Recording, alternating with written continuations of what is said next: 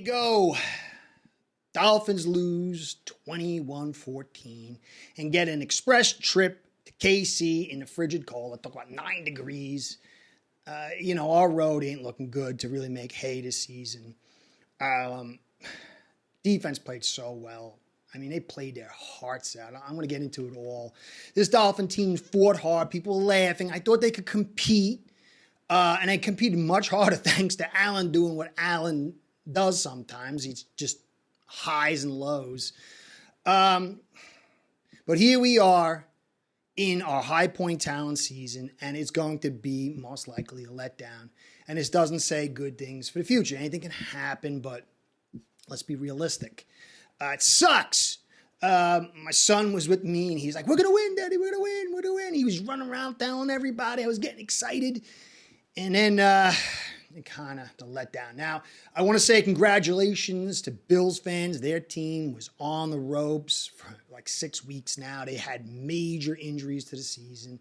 They were down on the ropes as far as 14 points with all those turnovers. Allen had a crazy game, and then they fought their way back. It wasn't a perfect game for coaching or playing for them, but it was a scrappy game because pieces were just, Bills were dropping, Dolphins were dropping, and when you shake it all out, the injuries on both sides were devastating for both teams, and I think it was kind of sort of equal, although how do you lose Phillips, Chubb, Good, and Van Ginkel? That's like a curse, man. It's like, sometimes you got to wonder, did the Dolphins eat a bag of black cats and they just never vomited it up? I don't know. But anyway, Bills fans, I want to give you congratulations winning the AFC East. I'm going to do a podcast for you tomorrow. I cover you guys. I need time to get into evaluator mode because I just feel, I would say, sort of devastated. Like, people will say, we were going to lose. I believe there was a chance. I knew it was a long shot, and then we had it all, and then we crumbled.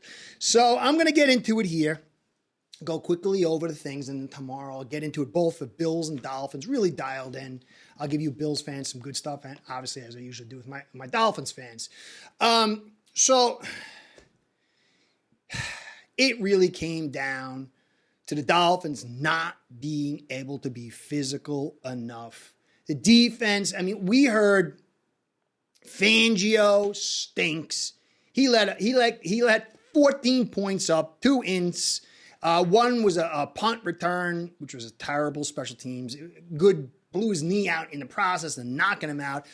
But it was a terrible situation. It's 2 weeks with terrible special teams. And but Fangio did as good as he could. You could see, as I said, that when we call those blitzes, they were going good, and the man came up. But then Shakir out there on Kohu, and Davis wasn't there. But Sherfield coming up big. There was some magic for the Bills. That deflection for a touchdown with Sherfield. We could have had him. We just gave him a little more guaranteed money. But the defense, Wilkins, I told you he'd get about 10 sacks. People said, not a lot of people, but some people saying he wasn't worth it. He can't. Dude, that sack and strip was unbelievable. This guy is looking for a major, major payday. And we should have signed him last year to something sizable because it's probably going to get bigger now. But the defense played so well. Baker on that just before the half, coming in and knifing and blasting the receiver. I can't remember his name, and stopping that touchdown was huge. Baker came back and played with all kinds of heart. Brandon Jones knifing in on 2 big run stops to the edge. Sealer having a good game. But guys, you got to be fair a little bit too. Ingram looked like he's had donuts. He looked fat. Did you see? I don't know if it was a jersey or something. He really looked out of shape. We were down to the end of our crew over here. And, guys, they had 38-minute possession to 21, 77 plays to 48. This defense played with everything it had. And it was the offense, really, that was a major issue. Now, Eli Apple, I saw people immediately when he got the pick, and people talking bad about, And then he got burnt several times. One time he came inside, got sealed for the big run by Shakir, pass catch and run to the edge. And then he got beat by Diggs. I mean, he's a good tackler. He's a good guy to have on your squad, but you just don't want him starting. Just because you get in doesn't people slandering or talking. It's called evaluation. We did not have the depth. Fangio and his defense did everything they could to make it happen, and Allen helped us out a little bit. The defense, to me, was extraordinarily good with unbelievable heart. Van Ginkel thing sucks. I feel bad for that kid. We need him. We needed him. But it's going to hurt him maybe even getting it. I hope it's not serious because this guy deserves a payday. He's given us everything he has, and I want him to get what he deserves because this guy deserves a good contract. Unfortunately, I don't think it's going to be here, but I'm praying. I'm going to knock on wood. But it is the offense.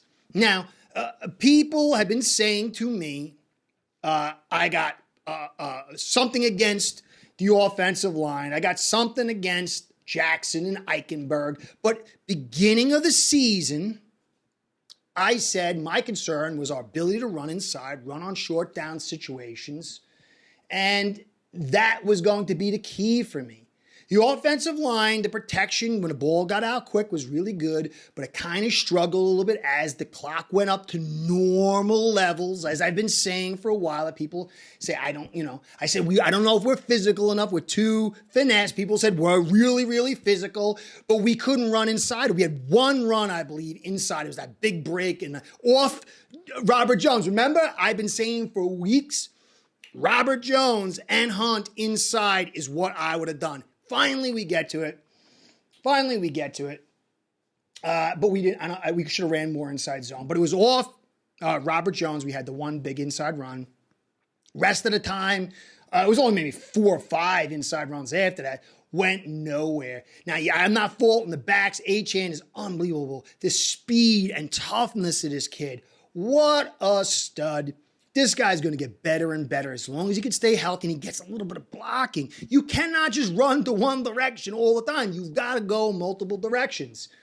But it's the inside runs when teams play those light boxes that changes everything. Now, Tua he opened up the pick. It was short. It would have been a punt. It's not, not the end of the world. Look, see what Allen did. The pick at the end wasn't a good pick. Should have thrown it so it was out of bounds or something. The pressure was a little bit on there. You got to get to the next down. But Tua is not a guy that can just carry a team. He is a quarterback. I mean, he had that one play to Hill that he dropped on the third down was perfect and beautiful. So you can't get too much down onto it. I've been saying he needs an offensive line in the run game, and it's the run game and the lack of physicality, the lack of diversity in play calls that really hurt us. Now, you could blame McDaniel. Maybe he should have run inside. I thought he should have.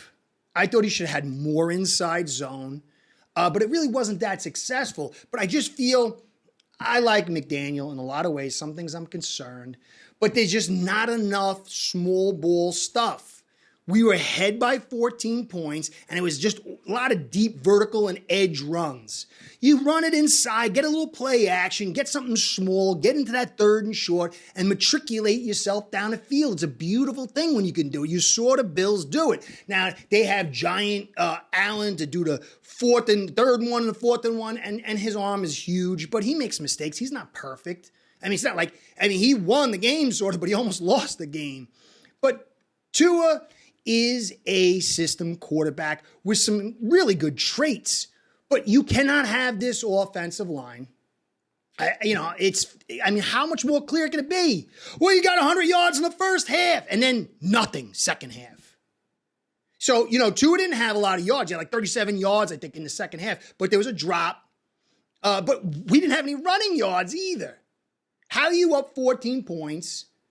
You stop the Bills and then you can't run the football to run the game out. You can't be physical enough, even when they sit in nickel. Even when they got a backup linebacker who's got 5 snaps. The physical... It's a famous saying. The generals always fight the last war. They don't adjust to what is now here. McDaniel was given tools by Chris Greer to fight the last war, which was fun ball and throwing the football all day and being finessing on the edge and agility and speed. But the NFL cycle, the talent cycle that I've been saying, I don't know if anybody else has been saying it, has turned on the defense with the defensive coordinators and with the talent, and you gotta be balanced. It's past balance as the sweet spot. You gotta have physicality and be able to run in between the tackles as well as the edge and pass. If not, you're one-dimensional. These defenses are too good. They've had to go against these heavy pass offenses with all the rules bent towards them, and they've gotten better. And now you got to run inside. Injuries clearly hurt us. I mean, Waddle could have changed things, but they were out without Davis, so that kind of balances it out. Hill didn't have the best game. He had a drop or so. Tua didn't have the best game. But the passing game is by nature far more inconsistent than the run game. Understand that these offensive lines used to get 2-a-days. They used to get all this reps to get better. And pass blocking is much harder than run blocking, especially when you're run blocking an inside zone or man straight ahead. It gets a lot harder when you do that wide zone stuff. It gets a lot harder sitting in pass protect. And Tua and Hill and Waddle and McDaniel have got the fast game to pick it up. But it still comes down to inside. Like I've said before, the chess game, the center four squares, controlling the A-B gap. They were able to run inside. And we weren't. Too finesse. Chris Greer he did some good things.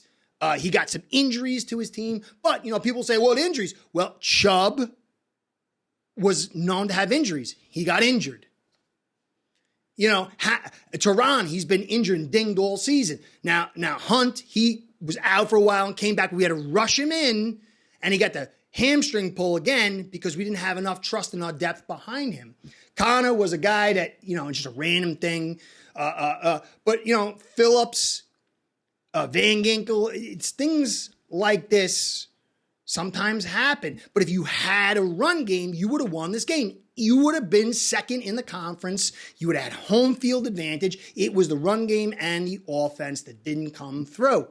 Fangio did his job. We could debate about whether McDaniel did his job. We could say maybe Tua needs to be better. But it's got to be clear. We can't run the football like we need to inside. And it hurts us. And the protection is not good enough. The offensive line's not good enough.